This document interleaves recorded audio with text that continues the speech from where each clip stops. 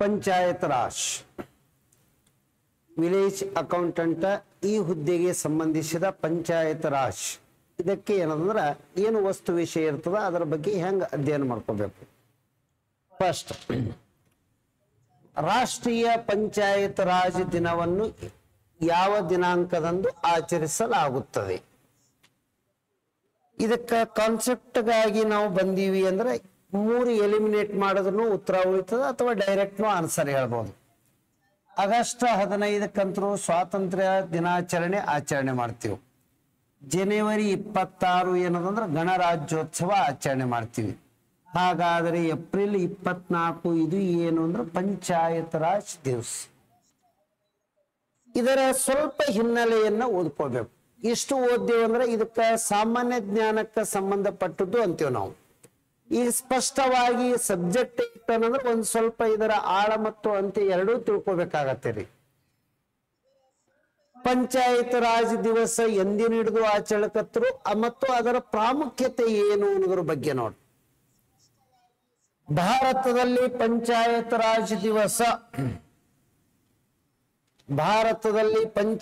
ರಾಜ್ ದಿವಸ ಆಚರಿಸಲು ಪ್ರಾರಂಭಿಸಿರುವುದು ಯಾವಾಗಿ ನಡೆದು ಅಂತ ಕೇಳಿದ್ರಂದ್ರೆ 2011ರಿಂದ ಆಚರಣೆ ಚಾಲುವಾಗ್ಯದ ಪ್ರತಿ ವರ್ಷ. ಈ ಪಂಚಾಯತ್ ರಾಜ್ ದಿವಸ ಎನ್ನುವುದು ಕೇಂದ್ರದಲ್ಲಿರುವ ರಾಷ್ಟ್ರೀಯ ಪಂಚಾಯತ್ ರಾಜ್ ಸಚಿವಾಲಯದವರು ಆಚರಣೆ ಮಾಡ್ತಾರ. ಅಂದ್ರೆ ಅಲ್ಲೊಂದು ಕೇಂದ್ರ ಪಂಚಾಯತ್ ರಾಜ್ ಸಚಿವಾಲಯದವರದಿಂದ ಆಚರಣೆ. ಯಾವ ದಿನಾಂಕ ಯಾವ ವರ್ಷದಿಂದ ಅಂದ್ರೆ 2011ರಿಂದ. ಹಾಗಾದ್ರೆ ಪಂಚಾಯತ್ ರಾಜ್ಯವನ್ನು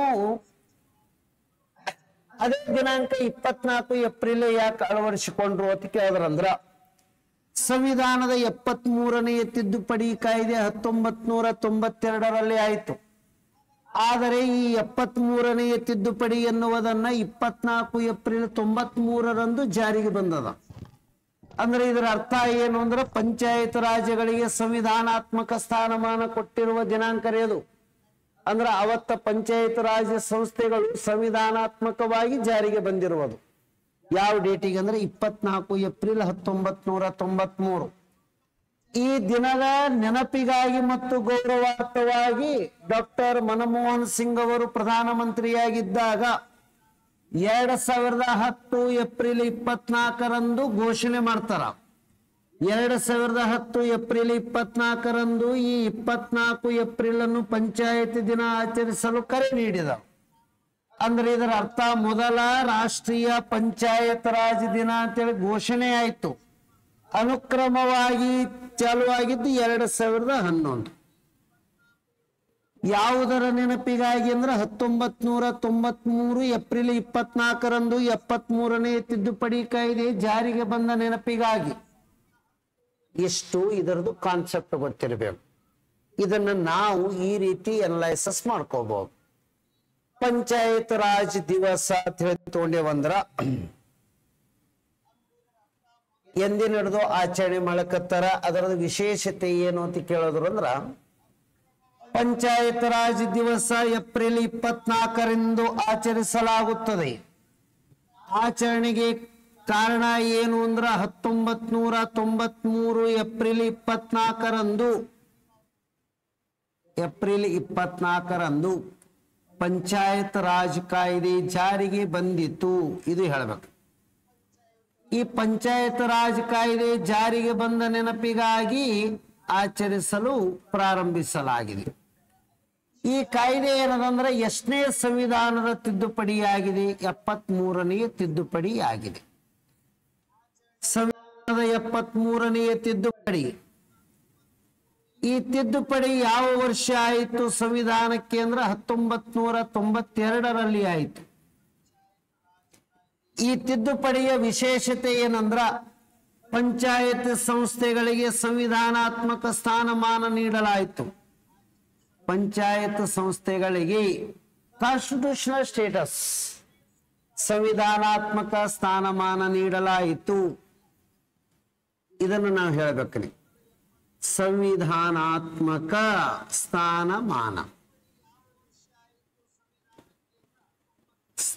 ನೀಡಲಾಯಿತು. ಹಾಗಾದರೆ ಸಂವಿಧಾನದಲ್ಲಿ ಎಷ್ಟನೇ ಭಾಗ ಪ್ರಾರಂಭ ಆಯ್ತು ಅಂತ ಕೇಳ್ತಾರೆ. ಇದು ಎದರವಾಗದ ಅಂದ್ರೆ ಭಾಗ 9 ವಿಧಿಗಳು ಎಲ್ಲಿದಿಂದ ಎಲ್ಲಿ ಹೇಳ್ತಾವ ಅಂತ ಕೇಳ್ತಾರ. 243 243 ಇದು ಹೇಳ್ತೇವೆ ನಾವು. ಹಾಗಾದರೆ ಏನದಂದ್ರ ಇದು ಅನುಸೂಚಿ ಎಷ್ಟನೇದ ಆತದ ಶೆಡ್ಯೂಲ್ ಅಂತ ಕೇಳದ್ರಂದ್ರ ಹೊಸದೊಂದು ಅನುಸೂಚಿನೇ ಮಾಡೋದು. 11ನೆಯ ಅನುಸೂಚಿ ಸಂಬಂಧಿಸಿದೆ. 11ನೆಯ ಅನುಸೂಚಿಯಲ್ಲಿ ಏನದಂದ್ರೆ ಎಷ್ಟು ವಿಷಯಗಳಿಗೆ ಅವಕಾಶಗಳು ಇವೆ. ಪಂಚಾಯತಿ ಸಂಸ್ಥೆಗಳಿಗೆ ಒಟ್ಟು 29 ವಿಷಯಗಳ ಮೇಲೆ ಅಧಿಕಾರ ಕೊಡಲಾಗಿದೆ. ವಿಷಯಗಳ ಮೇಲೆ ಅಧಿಕಾರ ಇಷ್ಟೆಲ್ಲ ಏನದಂದ್ರ ಯಾರ ಕಾಲದಲ್ಲಿ ನಡೆದಂದ್ರ ಪ್ರಧಾನಮಂತ್ರಿ PV ನರಸಿಂಹರಾವ್ ಇದ್ರು. ನರಸಿಂಹರಾವ್ PM ಯಾರಿದ್ರು ಅಂದ್ರೆ ಪ್ರಧಾನಮಂತ್ರಿ PV ನರಸಿಂಹರಾವ್ ಅವರ ಕಾಲದಲ್ಲಿ ಕಾನ್ಸ್ಟಿಟ್ಯೂಷನಲ್ ಸ್ಟೇಟಸ್ ಸಿಕ್ತು. ಈ ಕಾಯ್ದೆ ಏನದಂದ್ರ ಈ ದಿನಾಂಕ ಏಪ್ರಿಲ್ 24ರಂದು ಮೊದಲ ಬಾರಿಗೆ ಪಂಚಾಯತಿ ದಿನ ಆಚರಣೆ. ಯಾವಾಗ ಅಂದ್ರೆ 2010 ಏಪ್ರಿಲ್ 24ಕ್ಕ ಮೊದಲ ಬಾರಿಗೆ ಪಂಚಾಯತ್ ದಿನ ಆಚರಿಸಲು ಪ್ರಧಾನಿ ಯಾರಿದ್ರು ಅಂದ್ರೆ ಮನಮೋಹನ್ ಸಿಂಗ್ ಅವರು. ಡಾಕ್ಟರ್ ಮನಮೋಹನ್ ಸಿಂಗ್ ಇರ್ತಾರ. ಇದನ್ನ ಮುಂದೆ ಕಂಟಿನ್ಯೂಸ್ಲಿ ಮುಂದುವರಿಯಲಾಗುತ್ತದೆ. 2011ರಿಂದ ಕಂಟಿನ್ಯೂಸ್ಲಿ ಜಾರಿಗೆ ಬಂದಿತ್ತು. ಇಷ್ಟು ಇದರದ ಕಾನ್ಸೆಪ್ಟ್ ಇದೆ. ಆ ದಿನಾಂಕನೇ ಯಾಕೆ ಪಂಚಾಯತಿ ದಿನ ಆಚರಿಸ್ತಾರ ಅಂದ್ರೆ ಇಷ್ಟೆಲ್ಲ ಕಾನ್ಸ್ಟಿಟ್ಯೂಷನಲ್ ಡೇ ಕೊಟ್ಟು ಅದನ್ನ ಇಫೆಕ್ಟಿವ್ ಆಗಿ ಜಾರಿಗೆ ಬಂದಿದ್ದಕ್ಕಾಗಿ. ಏನ್ ಡಾಕ್ಟರ್ ಮನಮೋಹನ್ ಸಿಂಗ್ ಅವರ ಬಗ್ಗೆ ಭಾರತದ ಯಾವ ಪ್ರಧಾನಮಂತ್ರಿಗಳು ನೋಟಿನ ಮೇಲೆ ಸಹಿ ಮಾಡಿದ್ದಾರೆ ಅಂತ ಕೇಳಿದ್ರಂದ್ರ ಡಾಕ್ಟರ್ ಮನಮೋಹನ್ ಸಿಂಗ್ ಅವರು. ಇವ್ರು ಯಾಕೆ ನೋಟಿನ ಮೇಲೆ ಸಹಿ ಮಾಡ್ತಾರಂದ್ರೆ ಇವರು ಮೊದಲು RBI ಬ್ಯಾಂಕಿನ ಗವರ್ನರ್ ಆಗಿದ್ದರು. ನಂತರ ಕೇಂದ್ರದ ಹಣಕಾಸು ಸಚಿವರಾದರು. ಹೊಸ ಆರ್ಥಿಕ ನೀತಿಯನ್ನು ರೂಪಿಸಿದರು. ನಂತರ ಭಾರತಕ್ಕೆ 2 ಬಾರಿ ಅನುಕ್ರಮ ಎನ್ನದ ಪ್ರಧಾನಮಂತ್ರಿಗಳಾದರು. ಪ್ರಧಾನಮಂತ್ರಿ ಆಗೋಕ್ಕಿಂತ ಮೊದಲು ಗವರ್ನರ್ ಜನರಲ್ RBIನ ಗವರ್ನರ್ ಆಗಿರುವುದರಿಂದ ನೋಟುಗಳ ಮೇಲೆ ಸಹಿ ಮಾಡಿರುತ್ತಾರೆ. ಭಾರತದ ಈ ಕೆಳಗಿನ ಯಾವ ಭಾರತದ ಪ್ರಧಾನಮಂತ್ರಿಗಳು ನೋಟಿನ ಮೇಲೆ ಸಹಿ ಮಾಡಿರುತ್ತಾರೆ? ಡಾಕ್ಟರ್ ಮನಮೋಹನ್ ಸಿಂಗ್. ಅಂದ್ರ ಈ ಕಾನ್ಸೆಪ್ಟ್ ಪಂಚಾಯತ್ ರಾಜ್ ಇತ್ತೀಚಿನ ದಿನಗಳಲ್ಲಿ ಸ್ಪರ್ಧಾತ್ಮಕ ಪರೀಕ್ಷೆಗಳಲ್ಲಿ 3-4 ಕ್ವಶನ್ಗಳು ಬರ್ತಾ ಇತ್ತು. KPSCದವರದಿಂದ 7ರಿಂದ 10 ಅಂಕಗಳು ಮಾಡ್ತಾ ಇದ್ರು. ಇತ್ತೀಚಿನ ದಿನಗಳಲ್ಲಿ ಸ್ಪರ್ಧಾತ್ಮಕ ಪರೀಕ್ಷೆಗೆ ಹೊಸ ವಿಷಯವೊಂದು ಪ್ರವೇಶ ಆಗ್ಲಿಕ್ಕತ್ತದ. ಅದು ಪಂಚಾಯತ್ ರಾಜ್. ಎಲ್ಲಾ ಸ್ಪರ್ಧಾತ್ಮಕ ಪರೀಕ್ಷೆಗಳಿಗೆ ಸಾಮಾನ್ಯವಾಗಿ ಕ್ವಶನ್ ಕೇಳಕತ್ತಾರ. ಆದ್ರೆ ವಿಲೇಜ್ ಅಕೌಂಟೆಂಟ್ ಅಂದ್ರೆ ವಿಲೇಜ್ ಅಂದ್ರೆ ಹಳ್ಳಿ, ಆ ಗ್ರಾಮೀಣ ಪ್ರದೇಶದಲ್ಲಿನೇ ಇರ್ತಾರಂದ್ರೆ ಅವರಿಗೆ ಪಂಚಾಯತ್ದ ಮೇಲಿನ ಪ್ರಮುಖ ಪ್ರಶ್ನೋತ್ತರಗಳು ಬರ್ತಾವ. ಪಂಚಾಯತ್ ರಾಜ್ ಬೇರೆ, ಪಂಚಾಯತ್ ರಾಜ್ ಕಾಯ್ದೆ ಬೇರೆ. ಕಾಯ್ದೆ ಅಂದ್ರೆ 321 ಪ್ರಕರಣ ಓದೋದ್ರೆ ಅದು PDO ಓದಬೇಕು. ಇದಕ್ಕ ಪ್ರಕರಣಗಳ ಆದ್ಯತೆ ಕೊಡಬೇಡ್ರಿ. ಆ ವಸ್ತುನಿಷ್ಠದ ಬಗ್ಗೆ ಹೆಚ್ಚಿನ ಫೋಕಸ್ ಮಾಡೋಣ ಸರ್. ಇಷ್ಟದಾನಿ. Next question number. ಇಲ್ಲಿ ಏನೋ 1-2 ವಿಚಾರ ಆಯ್ತು. ಪಂಚಾಯತ್ ರಾಜ್ ಎನ್ನುವುದರ ಸಂಘಟನೆ ಎದರ ಹೇಳ್ತಾರ ಅಂತ ಕೇಳ್ತಾರ. ಸಂವಿಧಾನದ ಭಾಗ 4ರದಾಗ ರಾಜ್ಯ ನಿರ್ದೇಶಕ ತತ್ವಗಳಲ್ಲಿ ವಿಧಿ 40 ಬರ್ತದಲ್ರಿ. ಪಂಚಾಯತ್ ರಾಜ್ ಸಂಘಟನೆಯ ಬಗ್ಗೆ ವಿವರಿಸಲಾಗುತ್ತದೆ. ಪಂಚಾಯತ್ ರಾಜ್ ಸಂಘಟನೆ ಅಂತೇಳಿ ಹೇಳಿದವು. ಅದಕ್ಕ ಗಾಂಧೀಜಿಯವರ ಆದರ್ಶ ಗ್ರಾಮ ಸ್ವರಾಜ್ಯದ ಬಗ್ಗೆ ವಿವರಣೆ ಕೊಡ್ತದ್ರಿ. ಗಾಂಧೀಜಿಯವರ ಆದರ್ಶ ವಿಚಾರಗಳು ನಾವು ರಾಜ್ಯ ನಿರ್ದೇಶಕ ತತ್ವಗಳಲ್ಲಿ ಕಾಣಬಹುದು. ವಿಶೇಷವಾಗಿ ಸಂವಿಧಾನದ 40ನೆಯ ವಿಧಿ ಪಂಚಾಯತ್ ರಾಜ್ ಸಂಘಟನೆಯ ಬಗ್ಗೆ ಹೇಳ್ತದಂದ್ರ ಅದು ಗಾಂಧೀಜಿಯವರ ಕಲ್ಪನೆಯಾಗಿದೆ. ಗಾಂಧೀಜಿಯವರು ವರ್ಡ್ ಹೇಳ್ತಾರ, ಭಾರತ ದೇಶದ ನಿಜವಾದ ಆತ್ಮ ಎನ್ನುವುದು ಹಳ್ಳಿಗಳಲ್ಲಿ ಇದೆ. ಹಳ್ಳಿ ಉದ್ಧಾರ ಆದ್ರ ದಿಲ್ಲಿ ಉದ್ಧಾರ ಆಗ್ತದ ಅಂತ ಹೇಳ್ತಾರ. ಅದಕ್ಕಾಗಿನೇ ಅವರು ಪರೋಕ್ಷವಾಗಿ ಗ್ರಾಮ ಸ್ವರಾಜ್ಯ ಎನ್ನುವ ಪದ ಬಳಕೆ ಮಾಡಿದ್ದು. ಇಷ್ಟಲ್ಲ. Next question number, panchayat raj ವ್ಯವಸ್ಥೆ ಅಸ್ತಿತ್ವದಲ್ಲಿ ಇರಲಾರದ ಭಾರತದ ರಾಜ್ಯಗಳು ಯಾವುವು ಅಂತ ಕೇಳ್ಯಾರ. ಮೇಘಾಲಯ, ಮಿಜೋರಾಂ, ನಾಗಾಲ್ಯಾಂಡ್, ಮೇಲಿನ ಎಲ್ಲವೂ, ಈ ರೀತಿ ವಾಡದ.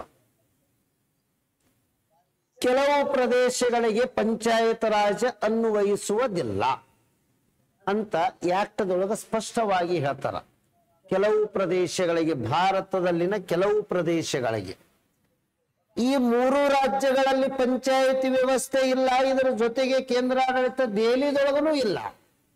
ಅಂದ್ರ ಪಂಚಾಯತ್ ರಾಜ್ ವ್ಯವಸ್ಥೆ ಇರಲಾರದಂತಹ ಒಂದಿಷ್ಟು ಪ್ರದೇಶಗಳದಾವ. ಇಲ್ಲಿ ಒಂದಿಷ್ಟು ಅಬ್ಸರ್ವೇಷನ್ ಮಾಡಿಸ. ಭಾರತದ ಗ್ರಾಮೀಣ ಸ್ಥಳೀಯ ಸ್ವ ಸರ್ಕಾರದ ವ್ಯವಸ್ಥೆ ಅಂದ್ರು ಒಂದೇ, PRI ಅಂದ್ರು ಒಂದೇ, ಪಂಚಾಯತ್ ರಾಜ್ ಇನ್ಸ್ಟಿಟ್ಯೂಟ್ ಅಂದ್ರು ಒಂದೇ. ಸರ್, ಪಂಚಾಯತಿಗಳಿಗೆ ಉದ್ದೇಶ ಏನದ, ಇದರದ ಸ್ಥಾಪನೆಯ ಉದ್ದೇಶ ಏನಿತ್ತು ಅನ್ನೋದು ಅದು ಫಸ್ಟ್ ನಮ್ಮ ಕಾನ್ಸೆಪ್ಟ್ ಕ್ಲಿಯರ್ ಆಗಬೇಕು. ಪಂಚಾಯತಿಗಳ ಉದ್ದೇಶ ಏನು ಅಂದ್ರ ಆಡಳಿತಾತ್ಮಕದ ವಿಕೇಂದ್ರೀಕರಣ ಆಗೋದು, ದ ಅಡ್ಮಿನಿಸ್ಟ್ರೇಷನ್ ಡಿಸೆಂಟ್ರಲೈಸೇಷನ್.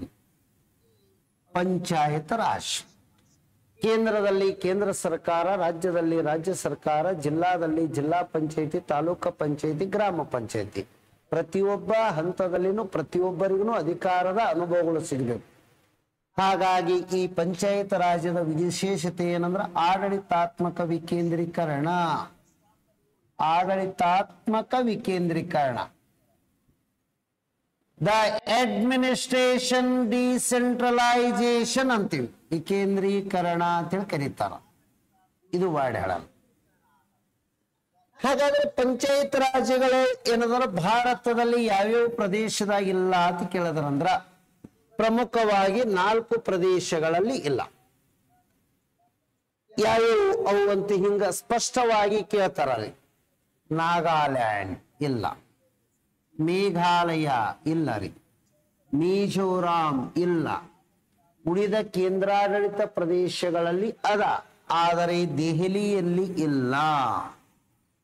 ಈ ಪ್ರದೇಶಗಳಲ್ಲಿ ಇನ್ನ ಮತ್ತೆ ಏನದಂದ್ರೆ ಈ ಪಂಚಾಯತಿ ವ್ಯವಸ್ಥೆ ಭಾರತದಲ್ಲಿ ಕೆಲವು ರಾಜ್ಯಗಳಲ್ಲಿ ಇಲ್ಲ ಅನ್ನೋದಕ್ಕ ಸಹಾಯ ಮಾಡುವ ವಿಧಿ ಯಾವುದು ಅಂದ್ರ 243 ಯಾಮ್. ಕೆಲವು ಪ್ರದೇಶಗಳಿಗೆ ಪಂಚಾಯತ್ ರಾಜ್ ಅನ್ವಯಿಸುವುದಿಲ್ಲ. ಇದು ಹೇಳ್ಬೇಕು ನಾವು. ಕೆಲವು ಪ್ರದೇಶಗಳಿಗೆ ಪಂಚಾಯತ್ ರಾಜ್ ಅನ್ವಯಿಸುವುದಿಲ್ಲ. ಬಹುತೇಕವಾಗಿ ಭಾರತದ ಹೆಚ್ಚು ರಾಜ್ಯಗಳಲ್ಲಿ 3 ಟೈರ್ 3 ಹಂತದ ಪಂಚಾಯತಿ ವ್ಯವಸ್ಥೆ ಅದ.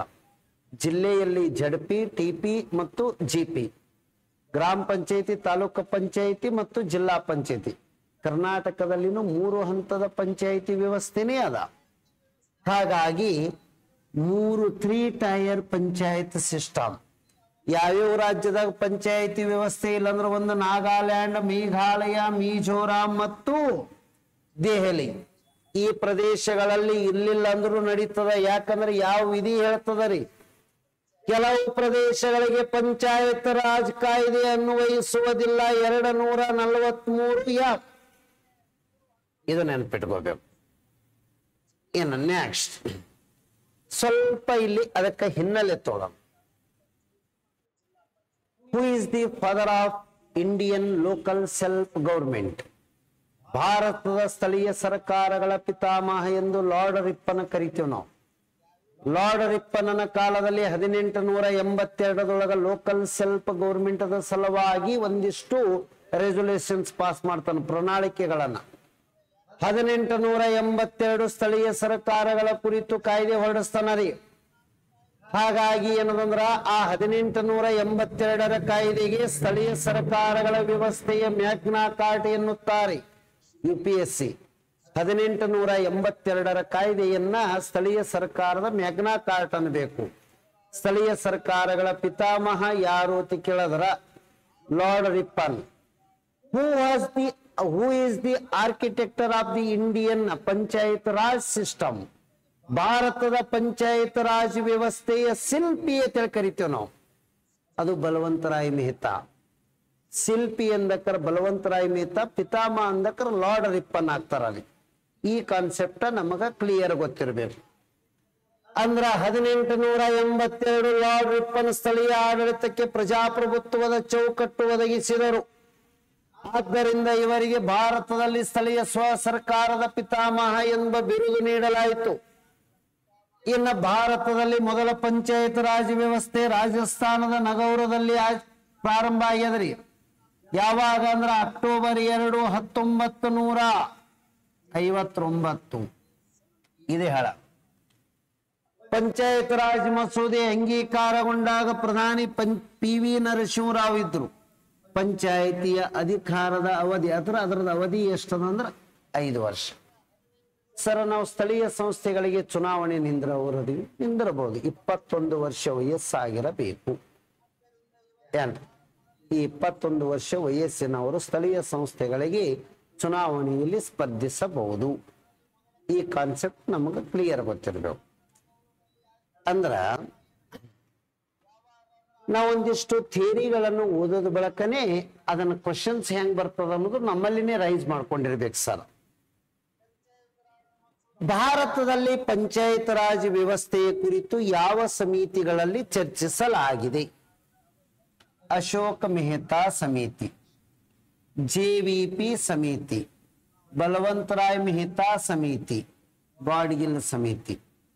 JVP ಸಮಿತಿ ಎದಕ್ಕೆ ಸಂಬಂಧದ ಅಂದ್ರ ಭಾರತದಲ್ಲಿ ಏನದಂದ್ರೆ ಏಕೀಕರಣಗೊಂಡ ಬಳಿಕ ರಾಜ್ಯಗಳನ್ನು ವಿಂಗಡಣೆ ಮಾಡೋದಿತ್ತು, ರಾಜ್ಯಗಳ ರಚನೆ ಮಾಡೋದಿತ್ತು. ಜೆ ಅಂದ್ರ ಜವಾಹರ್ಲಾಲ್ ನೆಹರು, ವಿ ಅಂದ್ರ ವಲ್ಲಭಾಯ್ ಪಟೇಲ್, ಪಿ ಅಂದ್ರ ಪಟ್ಟಾಭಿ ಸೀತಾರಾಮಯ್ಯ 1948 ಡಿಸೆಂಬರ್ದಾಗ ರಚನೆ ಆಯ್ತು. ಇವರು ರಾಜ್ಯಗಳನ್ನು ಭಾಷಾವಾರು ಆಧಾರದ ಮೇಲೆ ರಚನೆ ಮಾಡಬೇಕು, ಆಡಳಿತಾತ್ಮಕ ದೃಷ್ಟಿಯೊಳಗ ರಚನೆ ಮಾಡಬೇಕು ಅಂತೇಳಿ ಅಧ್ಯಯನ ಮಾಡ್ಯಾರ. ಇವ್ರಿಗೆ ಪಂಚಾಯತಿ ಸಂಬಂಧನೇ ಇಲ್ಲ. 1, 3, 4 ಸರಿಯಾಗಿದೆ. ಇದು ಇಂಪಾರ್ಟೆಂಟ್. ಹಾಗಾದ್ರೆ ಇದಕ್ಕೊಂದಿಷ್ಟು ಏನದಂದ್ರ ಸಮಿತಿಗಳು ಯಾವದವ, ಅದರೊಳಗೆ ಏನು ವಿಷಯ ಚರ್ಚೆ ಅದ ಅನ್ನೋದು ನಮಗ್ ಮೊದಲೇ ಸಿದ್ಧತೆ ಇರಬೇಕು ಸರ. ಪಂಚಾಯತ್ ರಾಜ್ ಸಂಬಂಧಿಸಿದ ಕೆಲವು ಸಮಿತಿಗಳು ಬರ್ದೀನಿ. ಇವು ಬಿಟ್ಟುನು ಇನ್ನ ಅದಾವ ಸರ. ಬಟ್ ಇವು ಸುಮ್ಮನೆ ಕಾನ್ಸೆಪ್ಟ್ ಹೆಂಗದಾವ. ಫಸ್ಟ್ ಬಲವಂತರಾಯ್ ಮೆಹ್ತಾ ಸಮಿತಿ 1957. ಎರಡನೆಯದು ಅಶೋಕ್ ಮೆಹ್ತಾ ಸಮಿತಿ 1977. GVK ರಾವ್ ಸಮಿತಿ 1985. LM ಸಿಂಘವಿ ಸಮಿತಿ 1986. PK ತುಂಗನ್ ಸಮಿತಿ 88. ಆ ನಂತರ ಗಾಡ್ಗಿಲ್ ಸಮಿತಿ 88. ಇವರು ಪ್ರಮುಖವಾಗಿ ಕೇಂದ್ರ ಸರ್ಕಾರದಿಂದ ನೇಮಕಗೊಂಡ ಪಂಚಾಯತ್ ರಾಜ್ ಸುಧಾರಣೆಗಾಗಿ ರಚನೆಗೊಂಡ ಸಮಿತಿಗಳದವ್ರು ಇವೆಲ್ಲ. ಅಂದ್ರೆ ಈ ಸಮಿತಿಗಳದು ವಸ್ತು ವಿಷಯಗಳನ್ನು ನಾವು ತಿಳ್ಕೊಂಡಿದ್ದೀವಿ ಅಂದ್ರ ವಿತ್ ಇಯರ್ ಕೆ ಸಾಥ್ ನಮಗೆ ಇವು ಗೊತ್ತಿದ್ದು ಅಂದ್ರ ಈ ರೀತಿ ಏನದಂದ್ರ ಅವುಗಳನ್ನು ಕ್ರೋನಾಲಾಜಿಕಲ್ ಕೇಳಿದ್ರು ಹೇಳಬಹುದು. ಯಾವ ಸಮಿತಿ ಪಂಚಾಯತಿ ಸಂಬಂಧ ಅದಾವ ಇಲ್ಲ ಅದನ್ನು ಹೇಳಬಹುದು ಸರ್. ನಾವು ಒಂದು ಪರೀಕ್ಷೆಗೆ ಬೇಕಾದಂತಹ ಪೂರ್ವ ಸಿದ್ಧತೆಗಳನ್ನು ಕರೆಕ್ಟ್ ಮಾಡ್ಕೋಬೇಕು. ಮತ್ತೆ ಎರಡನೆಯದು, ಪರೀಕ್ಷೆಗೆ ಹೋಗೋಕ್ಕಿಂತ ಮುಂಚಿತವಾಗಿ ನಮ್ಮ ನೋಟ್ಸ್ ಹೆಂಗಿರಬೇಕು ಅಂದ್ರ ಪ್ರತಿ ಕ್ಷಣಕ್ಕೂ ನಮ್ಮಲ್ಲಿ ಈ ಕ್ವಶನ್ ಯಾವ ರೀತಿ ರೈಸ್ ಮಾಡಬಹುದು ಅನ್ನೋದು ನಮ್ಮಲ್ಲೇ ಒಂದು ಹೊಸ ಕಲ್ಪನೆ ಮೂಡಿಸ್ಕೊಂಡಿರ್ಬೇಕು. ಪ್ರೀವಿಯಸ್ ಕ್ವಶನ್ಗೆ ಫೋಕಸ್ ಮಾಡತ್ತಲ್ಲ, ಹೊಸ ಟೈಪ್ ನಮ್ಮಲ್ಲಿ ಕ್ವಶನ್ಗಳು ಹೆಂಗ್ ರೈಸ್ ಆತವ ಅನ್ನೋದು ನಮ್ಮಲ್ಲೇ ಒಂದು ಪ್ರೀ ಪ್ಲಾನ್ ಇಟ್ಕೋಬೇಕು. ಆ ವಸ್ತು ವಿಷಯ ಓದುವಾಗ ಅವಾಗ ನಮ್ಗ ಆ ಟೈಪ್ ಕ್ವಶನ್ಗಳು ಅಲ್ಲಿ ರೈಸ್ ಆಗಿದ್ದು ಅಂದ್ರ ನಾವು ಮೊದಲೇ ಪೂರ್ವ ಸಿದ್ಧತೆಗಳನ್ನ ಇರ್ತೇವಲ್ಲ, ಈ ಕ್ವಶನ್ ಈ ರೀತಿ ಕೇಳಿದ್ರೆ ಹೆಂಗ್ ಆನ್ಸರ್ ಮಾಡಬೇಕು, ಈ ಕ್ವಶನ್ಗಳು ಯಾವ ರೀತಿ ಕೇಳಬಹುದು, ಇವುಗಳನ್ನ ಒಂದಿಷ್ಟು ಫೋಕಸ್ ಮಾಡಿ ನಮ್ಮದೇ ಆದಂತ ಒಂದು ಪರ್ಫೆಕ್ಟ್ ನೋಟ್ಸ್ ಮಾಡಬೇಕು. ನೀವು ಈವನ್ ಟೆಕ್ಸ್ಟ್ ಬುಕ್ಗಳನ್ನು ತಗೊಂಡ್ರು ಅದನ್ನು ನೋಡಿ ನಿಮ್ಮದೇ ಆದ ಒಂದು ಸರಳೀಕರಣ ಭಾಷೆದೊಳಗ ಒಂದು ಸಣ್ಣ ಪ್ರಮಾಣದ ನೋಟ್ಸ್ ರೆಡಿ ಇಟ್ಕೋಬೇಕು. ಲಾಸ್ಟ್ ಮೂಮೆಂಟ್ ಏನೊಂದು ವಾರ ಎಕ್ಸಾಮ್ ಇರ್ಲಿಕ್ಕಾಗಿ ದಿನಕ್ಕೊಂದ್ಸಲ ರಿವಿಷನ್ ಹಾಕಿಬಿಡ್ಬೇಕು. ಅವಾಗ ಇಡೀ ಪಂಚಾಯತಿನ ಭಯಪಟ್ಟಿರ್ತದ. ನಮಗೆ ಅಲ್ಲಿ ಕೇಳಿರುವ 10, 12, 15 ಕ್ವಶನ್ಗಳನ್ನ ಬಹಳ ಸುಲಭವಾಗಿ ಉತ್ತರಿಸಬಹುದು. ಪ್ರಮುಖವಾಗಿ VA ಪರೀಕ್ಷೆಗೆ ನನ್ನ ವೈಯಕ್ತಿಕ ಏನದಂದ್ರೆ ವಿಚಾರದ ಪ್ರಕಾರ 18ರಿಂದ 20 ಪ್ರಶ್ನೆಗಳು ಪಂಚಾಯತ್ ರಾಜ್ ವಿಷಯಕ್ಕೆ ಸಂಬಂಧಿಸಿದ್ದು ಬರಬಹುದು. ಒಂದು 18ರಿಂದ 20 ಪ್ರಶ್ನೆಗಳು ಬರಬಹುದು. ಯಾಕಂದ್ರೆ ಅವ್ರು ಸ್ಪಷ್ಟವಾಗಿ ಅದರೊಳಗೆ ಮೆನ್ಷನ್ ಮಾಡ್ಯಾರ ಅಂದ್ರ ಒಂದಿಷ್ಟು ನಾವು ಫೋಕಸ್ ಮಾಡ್ತೇವೆ. ಇಲ್ಲಕ್ಕರ ಕ್ಯಾಜುವಲ್ ಆಗಿ ಸಾಮಾನ್ಯ ಜ್ಞಾನ ಓದ್ಕೋರಿ ಅಂತೇಳಿ ಹೇಳ್ಬೋದಾಗಿತ್ತು.